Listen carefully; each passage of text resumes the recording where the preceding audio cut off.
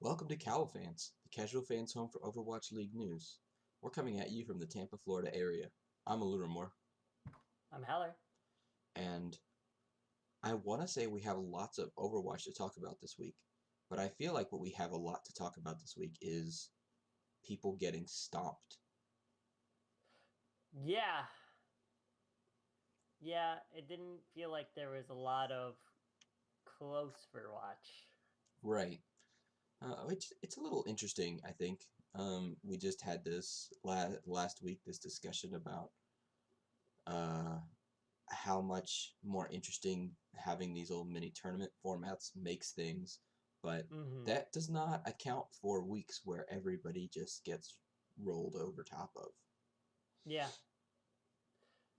But that's also makes the tournaments more interesting. You don't have games where, the Florida Mayhem's playing the Dallas Fuel, right? That's not probably going to end up happening in the bracket. Right. You're gonna have the Dallas Fuel play like the LA Gladiators or something like that, and like maybe that could be a bit more interesting. So, yeah, it's one of the things of regular season. Every once in a while, like you get some good matches. We were supposed to hopefully get some good matches with like Seoul versus New York, but sometimes that doesn't shake out. Sometimes it just doesn't shake out. But one of the things that we maybe not get to be interested by, but that we get to enjoy as Florida fans, is Florida rolling over teams right now. Florida Yeah. trounced Dallas very, very decisively. Yes. It and it I talked about this on Twitter, but it was a bizarre feeling as a Florida Mayhem fan. Because this is really our first week as a top team, like where we knew it. Because if you remember going into the May Melee weekend, it feels like forever ago. But the May Melee weekend, um, at least I myself wasn't confident we could beat the Atlanta Reign, let alone the Philadelphia Fusion, let alone go tit for tat with the San Francisco Shock 5 hours into the night. Um, it was definitely a different Florida Mayhem viewing experience that I'm used to. Very usually it's very anxiety ridden. Like even the worst team could beat Florida Mayhem. You feel like you're a bit nervous. So to just come out that not even like we're a good team like it was in most of May when you were like killing Boston, killing Vancouver at their worst, killing Justice at their worst. It was against Dallas, who can be a respectable team, right? Has taken Shock to 5 maps. And even when things would go awry for a little bit, I was never worried, which was very bizarre. I think that's a good thing to say, and I think that's a good thing to point out too. Actually, there was a little bit when Florida went awry, and it was on a Yeah. map called Temple of Anubis, which feels like something that we have struggled with a lot this year as a team. Yes. I think if you look at our stats, I was looking at these the other night. But I can't remember like the exact numbers off the top of my head. But assault is our worst map type. It's the only like they have it like shaded, so like dark green means you win a lot, and then it goes to like a light green and so on, Right. yellow, red. Um, the only map type that wasn't dark green for the Florida Mayhem was assault. Yeah, and I'm not really sure what that speaks to in the team as a whole. It definitely speaks to some sort of shortcoming, in maybe in their teamwork capabilities and some of their coordination. I don't know, because I know that assault maps do take a lot more direct and purposeful coordination. Mm-hmm. Um, and it really felt like we should have won Anubis. We rolled out of onto point A Yes. with so much It felt like strength. we should have won that first fight Exactly, on point B. and we just didn't. Um, but Yeah. you know what? That was really odd. It was kind of a downer, but so there's a significant error going on there. There's a significant issue with control maps or with assault maps, excuse me. Yeah. But And Gamsu was playing ball too, and Ball needs to be patched because he has a little bit of a I don't want to call it an exploit for Gamsu's sake, but there's a little bit of a bug with his grapple right now. Where so ideally, so when you like crash into someone, especially if you're a ball player at our lower ranks, when you crash into someone, generally like you hit them once and then they fly off, right? And they take that impact damage. There's this way, and you could see Gamsu do it a lot in the map, that you can like kind of do like this pedal movement almost where you like stop and go at the same time. So like your momentum stops, so you can hit them multiple times and like get the impact to like re-hit. So and that's what I felt like was giving us issues because Gamsu switched to the emergency ball, and we know Gamsu's a very good ball. Just look at Shanghai all of last year, basically. Yeah. And he would like crash into our team and like he'd catch Gargoyle, and Gargoyle would hit 1, 2, 3 times, and he'd be like from point A, and then now all of a sudden he's like all the way back in our spawn, like outside the doors to point B. So and the minute Gamsu switched off of ball, we were able to just trounce them again. So I felt like a lot of it was Gamsu's ball being very, very good, and ball's mechanics currently being a little bit broken. Um, Could be, so but that I doesn't felt like account that for the. had to do with it. It didn't account for all of it. There was definitely some instances of bad shot calling. There was one fight in particular I remembered that we definitely should have won, and then all of a sudden we died because both of our DPS were alone on point, while the rest of our team was fighting Gamsu out in the area between point A and point B. Yeah. Outside the gates. So some bad shot calling, some Gamsu's ball just being uber annoying. But Yep. the Dallas is always the kind of team to be able to steal a map. Right. And I don't think it would be, for all of that, I think it's a big point of strength for the Mayhem to show that they came in, they pretty much had their butts handed to them on Anubis. I mean, we didn't put up no fight, but we were pretty well swatted off of there in fights that we should not have been losing.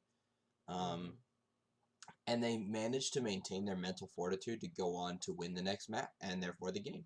And I think that's an important piece of this puzzle as well. That's part of what's making Florida so good right now. Isn't necessarily that they are just outright this most fantastic team, because if that was the case, they would probably be winning more assault maps, and they'd have a more even spread of successes across map types. But this does go to show you that they are able to come back from something like that without getting mentally boomed, which isn't something you could have said about Florida in the past. Yes. So this is it's like you said, it's a little odd being a Florida fan right now because we're not sure how to feel these things, but it's happening and it's exciting. Yeah. It's great. So we had a new player debut this week that was people have been waiting for. People have been waiting for him for a long time. They've been talking about him for a long time. That's all I've really seen since the beginning of the entire Overwatch League season was this boy Sparkle. Talk to me about Sparkle's debut. The off-season was all the lottery for who's going to get Sparkle. And if you remember, it was a big surprise that it was Paris who ended up picking up Sparkle. Nobody really expected that move. A largely Western team suddenly picks up the biggest Korean name on the market. They're able to secure Sparkle, and then they pick up some pieces around him, and Paris has looked better for it. But this is what we've all been waiting for. Yeah. It was always supposed to be the first half of the season is the Sparkle waiting room, and once Sparkle joins the Paris Eternal, that's when their true potential gets activated. Yeah. So talk to us about how that actually looked. Did they look like their true potential was activated this week? So it felt like they showed signs of what their true potential can be, but they didn't actually hit it. So, and I think a little bit of it has to do with the meta, but ultimately the lesson we learned was yes, Sparkle's very good. Maybe don't play him all the time. And let me explain why. So Sparkle came out on Genji. They played the Chinese meta, basically. Over in China right now, at least out of the two games we saw, they love to play dive. It's Ball Winston, Tracer Genji dive. They love it. They love their dive. They banned their Sombra Echo dive, so their Sombra Echo Diva dive. So now we've got the Tracer Genji Ball. And Paris played the same thing, and Sparkle was just a menace Mm-hmm. on this Genji. Just anytime he pulled out Blade, the entire enemy team died. The only time they countered his Blade throughout the entirety of the series, they used a Baptiste window, and then they had to nano boost the first target that got dived, and then they threw down a molten core, and then they used a graphitic flux to slam him into the molten core with a bongo. That's the only time. That's everything it took to take down Sparkle. And as they said on the desk, it felt necessary. Like normally you'd look at 5 ultimates and be like, guys, that's a little much. It felt like, yeah, that's the appropriate measure to take to counter Sparkle's Dragon Blade. The dude was nuts. The dude was absolutely nuts. However, the problem is when you got off control maps, and then assault maps as well, when you got onto your other map types, because this match does end up going to 5 maps between Boston and Paris. It's the only one that did it this week. Yeah, the only one to go the distance. They kept Sparkle in. Sparkle played May. They brought Nico in, and Nico played Tracer. And there's just a lot that's wrong here. I'll start with Sparkle. So Sparkle's very good on carry DPS, right? He's a very aggressive, and there's a bit of an elegance to his aggression, right? He takes surprising angles, and he's very good at taking 1v1s. He's very good at claiming kills. Now, May really isn't that carry hero. No. May sets up your team. And Sparkle's May wasn't very good. Particularly, I did not like his wall usage. He generally used walls to cut off angles for the enemy team. So, like, if their sniper had an angle, he'd cut off that sniper angle. Or if he felt like his team was taking too much damage, he'd put up a wall like a shield. Right. Which is a very 2019 style of May play. Like we've evolved past that. And generally you want to split the enemy team in half with a May wall, right? And that's not, Sparkle didn't really ever do that at all successfully. So his May was not impressive. And why is Nico on Tracer? Why is Nico on Tracer? Nico, you have soon. You have soon. Like, this felt like we want to play Sparkle. I can't explain the Nico Tracer. I can't. But Sparkle May felt like they just wanted Sparkle in 100% of the time. Not sure if that was just for his debut and like he got all the scrim time because they wanted to start like doing extra scrims for him because he hasn't been scrimming for the past few months. But it feels like if Paris can bring in Sparkle to play Genji, to play Doomfist, to play Pharah, to play these carry projectile heroes, and then keep Nico to play like the May. Because I honestly think Nico's the best May that we have in the Overwatch League. I honestly think that. It's a maybe big thing. Haxall, but it's been a minute. But Nico is very, very, very, very good.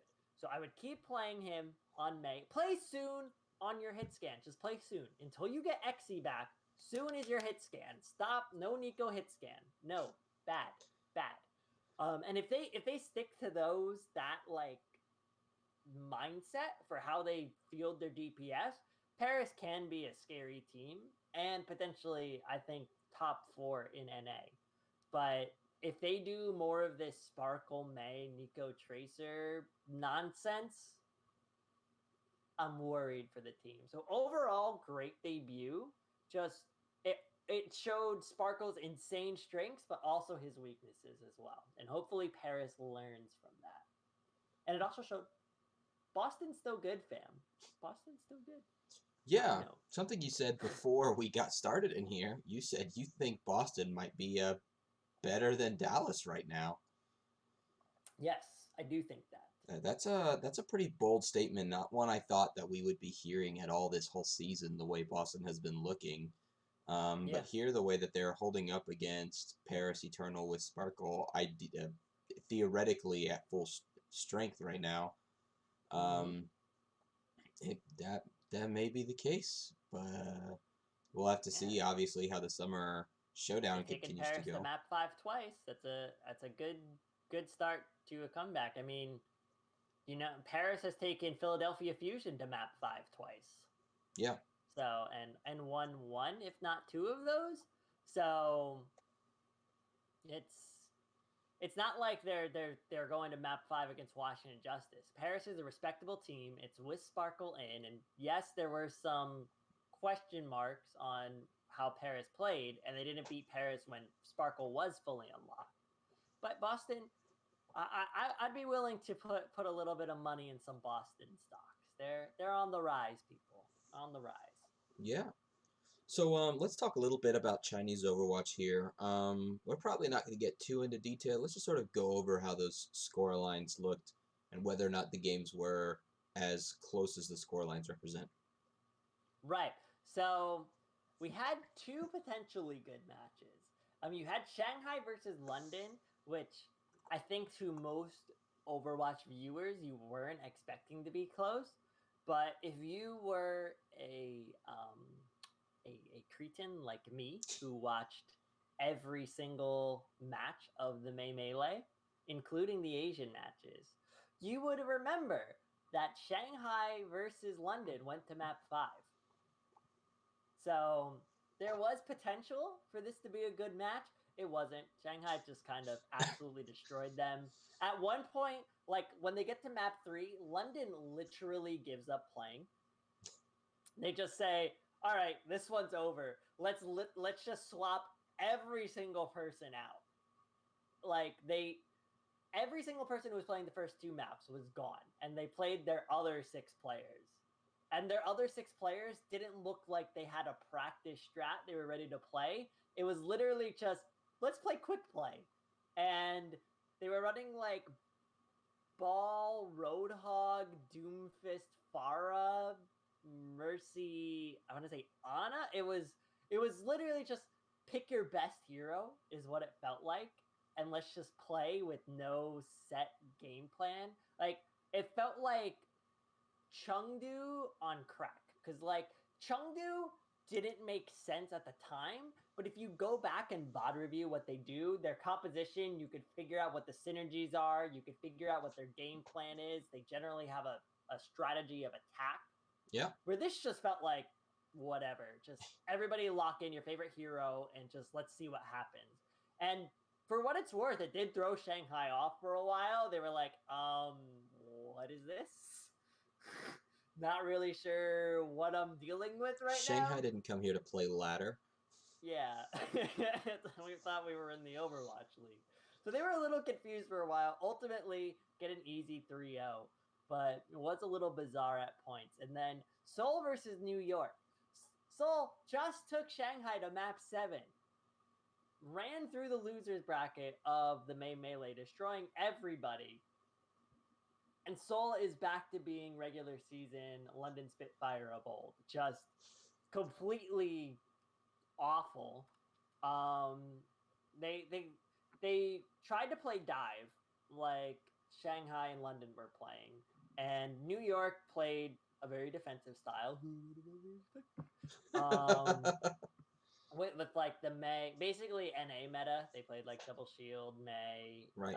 They played a lot more May though. It was like rather than Tracer, hit scan Ash, it was a lot more May Ash. So extra defensive against the dive. And Soul struggled. They sort of tried to adapt, so they went to half dive. So they played like Sigma Winston May Tracer. Yeah. And it was weird. It didn't look good.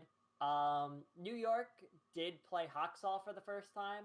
He was playing as May, and he looked really good. Nene was back, so Nene was playing your Tracer, and the Ash, and he looked fine. I was sad because I love Sabiel being Libero, so to see them both subbed out, and I really don't like Nene very much. But they did look good. I can't deny that New York looked good, but it was against a bad version of the Seoul Dynasty. So I'm still very confused about both of these teams. I wish New York stop stomping people and then being bad. And then Seoul, stop being bad and then stomping people. Stop it. Both of you. Can you just make up your minds? Out. Be consistent. Yeah, I mean, that feels like at least the minimum you ought to expect out of a pro player and a pro team is a little bit of consistency. Maybe not a lot. I know anybody can have like a really great week or a really bad week, but back and forth all the time will give you whiplash. Yeah. I don't know what's up with Seoul. They continue to be so weird. And New York are not much better, okay? Don't feel too high off of this win. I'm watching you. So, we made mention to talk about Vancouver looking worse without Echo. But I feel like that's just all we need to say about that is Vancouver's got a bunch of people that they just pulled out of contenders. They need Echo to be good at this point because they just haven't had the time in the league, and they don't look good without him. So, yeah, the end. I will say that KSA KSAA? I don't know exactly how we're supposed to pronounce it. His Sigma's dirty, man. Yeah, Vancouver really does. He would try to drag Vancouver kicking and screaming. That boy he good. Yeah, Vancouver is not at all the worst team we've ever seen, right? Yeah. They just there's definitely bright spots there. For sure. They just came in the middle of a season where everybody else has kind of figured out the other players on the other teams already, and they haven't. Yeah. So because they haven't figured out anybody else, they look like they haven't figured out anybody else. And I think with no hero pools, because this hero pool just really seems to have hurt them. Mm-hmm. I think with no hero pools, they can at least potentially beat like your bottom 4 teams. So like Houston, Washington, Defiant, like that. I think they can get there, and they're only looking more coordinated. Even if you could tell this meta was not their strong suit, right. But strategically, they seem like they seem like they have an idea and they have pretty decent execution on their ideas. So once they could start playing to their actual strengths while executing these things, where most of these bottom teams lack that sort of execution, I think they could, not be the worst.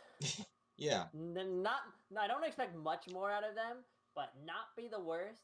And then you have like a couple pieces like Shockwave and KSA.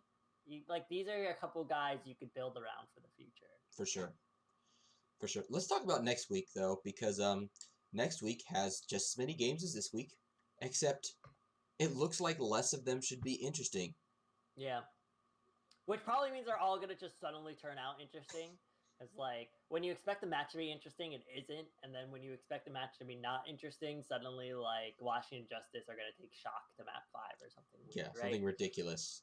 But yeah. But let's talk about the game, right? That looks like it might be interesting. Yes. That if we had to bet money on this being not a 3-0, it would be this one game. What game is this?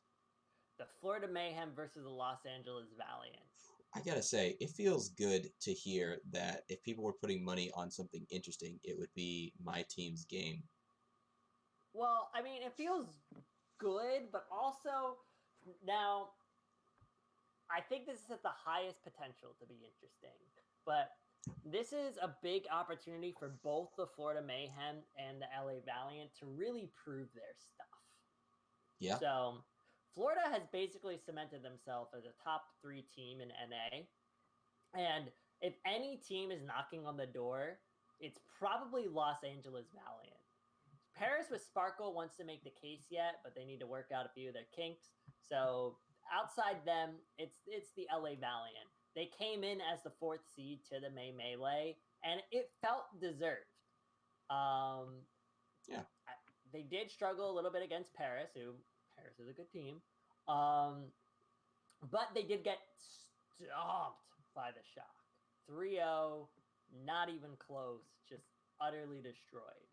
But they come back out this weekend and they just crush the Justice. KSP and Shax are nuts. And it's going to be really fun to see these two crazy DPS players go up against BKB and Yaki, who have been just red hot. So there should be a lot of exciting stuff in this match. But Valiant are going to have a lot to prove because this is their chance to show that they're a top 4 team, right? If they could hang with Mayhem, they could hang with Shock and Fusion, theoretically. So there's a lot for them to say. And then this is Mayhem's chance to say, yeah, we're that good. We're like on that untouchable level of the Shock and Fusion if they could just wipe the floor with the LA Valiant. It really feels like this is the chance for Florida to say, here's where the gate is. Here's the gatekeeper. You cannot pass right now. And I think that's cool. That's fun for Florida. Really, where that winds up putting Valiant is Valiant as the gatekeeper into the upper echelon tiers, which is not where they want to be. They want to be the gatekeeper of actually being an upper team. Yes. Nobody wants to be. You're the defining characteristic of middle. Yes. Right. So upper middle maybe, but right. Still. But still, and so Valiant definitely has something to prove here. Yes. And if there's anything we've noticed, it's that when teams have something to prove, they tend to bring their game a little stronger than normal. You know? Yes. And remember that there's more to just prove than we're a top team. Like, that narrative's definitely there, and that's why I brought it up. But even if this crazy turn of events didn't just happen with the May Melee with the Florida Mayhem and their new kind of standing amongst the Overwatch League community and teams, LA Valiant were always going to have a lot to prove when they matched up against the Florida Mayhem, because a lot of these guys are ex-Mayhem. McGravy, ex-Mayhem, taken off the team after a pretty fantastic debut. Yep. Rain was never given a shot, and now he looks like one of the better, well, he's from Korea, but one of the best, one of the better Lucios in the West right now, in the NA region, right? So, like, there's a lot, and a lot of their coaching staff is left over from Mayhem Academy. Yeah. So this is a bit of a grudge match, too. A lot of these guys have played together, have gone through the Mayhem organization in some manner, and then were ultimately not brought on to the Florida Mayhem, or not kept on the Florida Mayhem. Shax is a Mayhem Academy ex. Apply is on this team, even though you don't see him too much, right? Right. There's a lot of ex-Florida Mayhem. Like, the joke is that it's the Los Angeles Mayhem Academy. Right. Right. So I feel there's a lot of there's some bad blood here as well. Can we talk about for a second, like, how silly this whole thing feels? Florida Mayhem has this wonderful academy team that they're able to trade so many people out of and into the Los Angeles Valiant.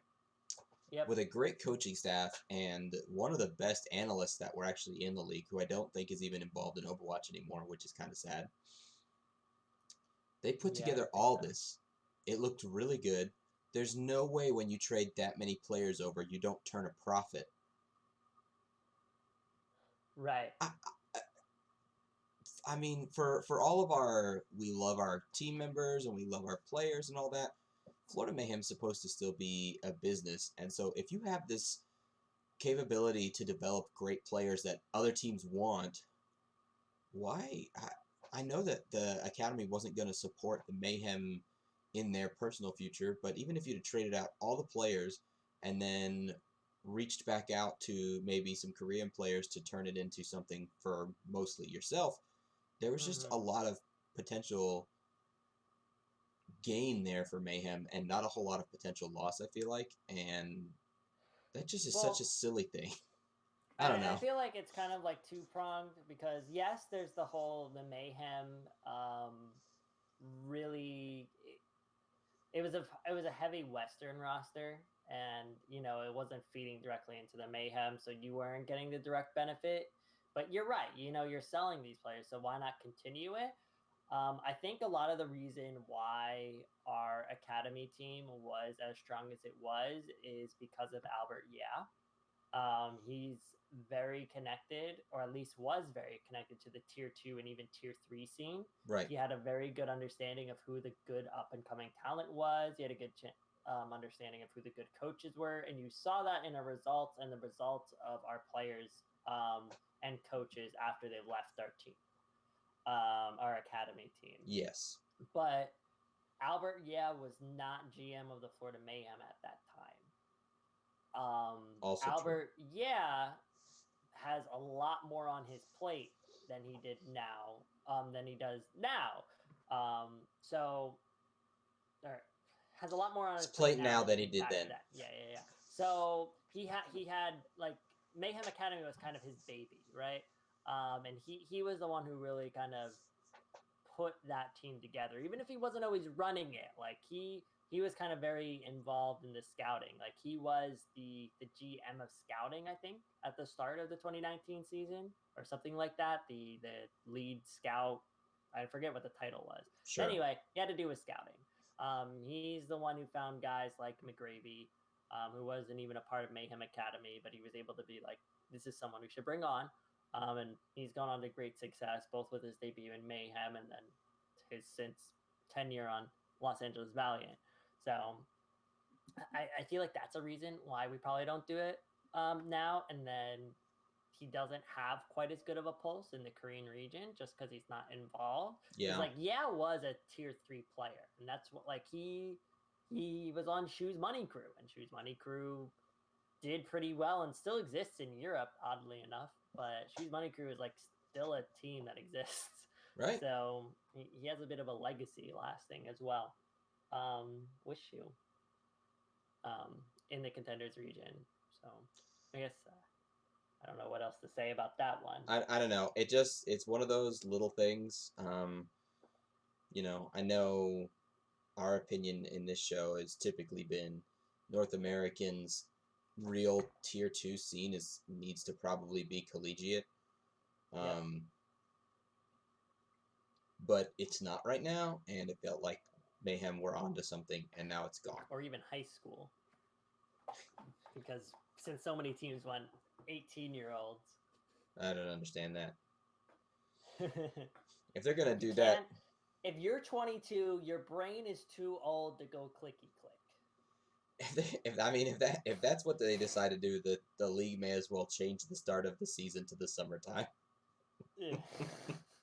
I don't know what else to say. That would be too much for me. I don't think I can handle that. But a decent point, actually. Yeah, I don't know about that. So, yeah. So that's pretty much all we had to talk about today. If things continue like this, expect me to come back. If things continue like this next week, and we pretty much just have Florida to talk about as the most interesting thing going on in the league. Oh man, that's weird. Yeah. I would say to anybody watching us, anticipate a little bit of a conversation as to how I think next year's schedule could work out, because I've kind of been mulling this idea around in my head about especially after last week's conversation about how the tournament format really could turn into stages again, but with everybody participating in the playoffs, creating this consistent way to schedule things. I've been kind of thinking through how that might look, and sometimes I think I have good ideas, and I'm certain 10,000 people shared our video with John Spector, so that's good. Yes. Yeah. Hopefully we have at least Architect's debut on the Spark to talk about. And yeah. Hopefully that's semi-interesting. Hopefully. We'll see. I expect... I don't know what to expect. I don't know the Chinese scene as well as you do, so... Or the APAC scene, excuse me. Spark could definitely use Architect, let's say that. Yeah. So, but yeah, that's all we've got today, which... You know what? This is a pretty solid episode, I think. We really hit our time on the head. We're about 35 minutes in. We usually like to be close to 40, and we usually wind up being closer to an hour, so... And it feels like we rambled, so that says a lot about how much there was to talk about this week, that we kind of rambled and still had a pretty short and concise episode. Yeah, which is why I'm definitely going to come with some backup material next week. We love you guys, our viewers. Hey, you probably already noticed we are, well, for those of you who watch us on YouTube, we are back on our original channel. We're working on transferring our videos over to this channel. It is, the Popped Off guys have decided to go in a different direction, away from esports, and we are not going anywhere. So... as we work through that... No One Piece podcast yet. No, not yet. They'll bring us back for that, probably. As we continue to go forward, please be on the lookout. If you know somebody who has been listening to us in the podcast format, they've agreed to let us continue to be hosted with them until we can get that transferred over, so you won't have any loss there, hopefully. So, but they have been great to us, and we have loved working with them, and the many benefits that they have offered to us. Honestly, they have just been a huge help to us. I'm not sure that we added as much to them as they did to us, and now this isn't the direction that they want to go. So we're really excited for them, and looking forward to the future. So please make sure you subscribe to our YouTube channel for right now, and the podcasting platforms. We're available on Spotify, Google Play, and iTunes, YouTube, and we go live on the Facebook page because it seemed like a fun way to interact with our Facebook fans, which there's not a ton of you, but we want you to know you're appreciated. Hi, Facebook fans. Yeah, Howleir's never going to be on Facebook, so he doesn't care about you. That's true. Welcome to my Twitter, homies. Yeah, so that's that. I'm Aluramore. I'm Howleir. And we'll see you guys next week. Goodbye.